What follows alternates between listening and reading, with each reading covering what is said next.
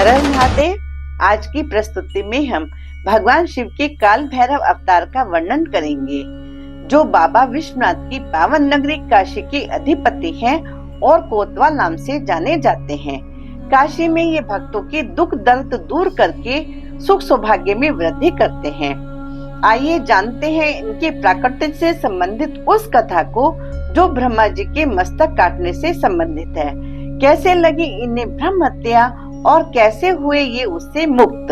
मंदराचल पर्वत पर नंदिकेश्वर सनंत कुमार को बताते हैं कि ब्रह्मा विष्णु के मध्य श्रेष्ठता को लेकर हुए विवाद को शांत करने के लिए जो अग्नि स्तंभ प्रकट हुआ था, ब्रह्मा विष्णु दोनों उसके आदि अंत को जानने के लिए उस स्तंभ के अंदर गए। की जानकारी के लिए बताना चाहूंगी, उस अग्नि स्तंभ यानी प्रथम प्राकृतिक लिंग के दर्शन हम इस युग में भी कर सकते हैं, जिसकी विस्तृत जानकारी हमने अपनी प्रस्तुति शिवरात्रि शिव विवाह का दिन नहीं है और प्रथम अग्नि स्तंभ जिससे हुई शिव पूजा की शुरुआत में विस्तार से बताई है।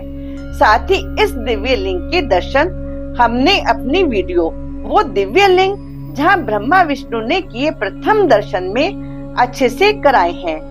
आइए अब प्रसंग में आगे बढ़ें। उस स्तंभ में ब्रह्मा जी हंस का रूप लेकर ऊपरी भाग में गए और विष्णु जी शुक्र का रूप बनाकर निचले भाग में। पाताल लोक में बहुत दूर जाने पर भी विष्णु जी को उस स्तंभ का कोई आधार नहीं मिला, इसलिए निराश होकर स्तंभ से बाहर आ गए और ब्रह्मा जी को भी बहुत ऊपर जाने पर उसका आदि नहीं मिला, परंतु उनको ऊपर से आता एक केतकी का पुष्प मिला, जिसको भगवान शिव ने अपने मस्तक से गिरा दिया था, क्योंकि उसको सर्वेश्वर के सिर पर शोभायमान होने का गर्व हो गया था। ब्रह्मा जी ने उस पुष्प से स्तंभ के आदि को जानने का प्रयास किया। पुष्प ने ब्रह्मा जी को बताया, मैं इसके आदि को नहीं जानता, परंतु बहुत समय से मैं नीचे गिरा आ रहा हूँ। तब ब्रह्मा जी ने केतकी पुष्प को फैलाकर अपनी साइड कर लिया और स्तंभ से बाहर आकर श्री हरि से बोले, हे हरे, मैंने इसके आदि को देख लिया है, जिसका साक्षी ये केतकी का पुष्प है।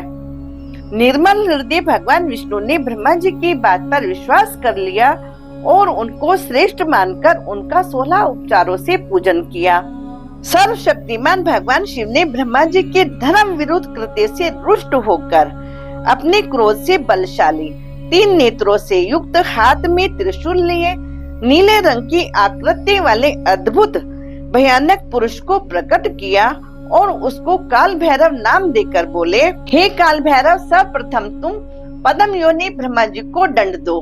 आदेश मिलते ही काल भैरव ने ब्रह्मा जी के मस्तक को अपने नख के अग्रभाग से काट दिया और जैसे ही ब्रह्मा जी के मस्तक को काटकर अपने हाथ में लिया, वैसे ही भगवान शिव की लीला से उनको ब्रह्म हत्या लग गई। ब्रह्म हत्या के लगने से भ्रमित काल भैरव उसके दोष से मुक्त होने के लिए सभी लोकों में गए, लेकिन कहीं भी दोष से मुक्त नहीं हुए। सभी लोकों में भ्रमण करने के बाद काल भैरव जब सुमेरु पर्वत पर पहुँचे तो भगवान विष्णु वहाँ देवी लक्ष्मी के साथ भ्रमण कर रहे थे। काल भैरव को अपने सामने देखकर और उत्तम लीला करने में कुशल भगवान शिव की लीला को भली भांति समझकर भगवान विष्णु ने आनंदित होकर देवी लक्ष्मी की ओर देखा तो देवी लक्ष्मी ने अत्यंत निर्मल मनोरथ वाली भिक्षा उनके पात्र में डाल दी, जिसको लेकर संतुष्ट काल भैरव जैसे ही अविमुक्त नगरी काशी में पहुँचे तो ब्रह्मा जी का मस्तक उनके हाथों से छूटकर धरती पर गिर गया और ब्रह्म हत्या हाहाकार करते हुए पाताल लोक चली गई।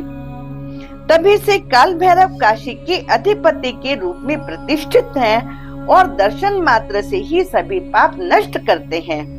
जो व्यक्ति हर मास कृष्ण पक्ष अष्टमी को इनके सन्निकट होकर या अन्यत्र कहीं भी इनके दर्शन पूजन और स्तोत्रों से गायन करके रात्रि जागरण करता है या इनके जन्म की कथा को सुनता और पढ़ता है, उसके सभी पाप नष्ट होकर सभी कामनाएं पूर्ण हो जाती हैं। मार्गशीर्ष मास कृष्ण पक्ष अष्टमी को इसका महत्व और अधिक बढ़ जाता है, क्योंकि उस दिन ये काल भैरव रूप में प्रकट हुए थे। भगवान शिव का यह चरित्र हमें शिक्षा देता है कि धर्म विरुद्ध आचरण व्यक्ति के पतन का कारण बनकर विनाश की ओर ले जाता है, जबकि प्रायश्चित व्यक्ति के पापों को नष्ट करके श्रेष्ठता प्रदान करता है। अतः सदैव धर्म संगत मार्ग ही श्रेष्ठ है। फिर मिलेंगे किसी अन्य प्रस्तुति के साथ। हर हर महादेव। जय मां जगजननी।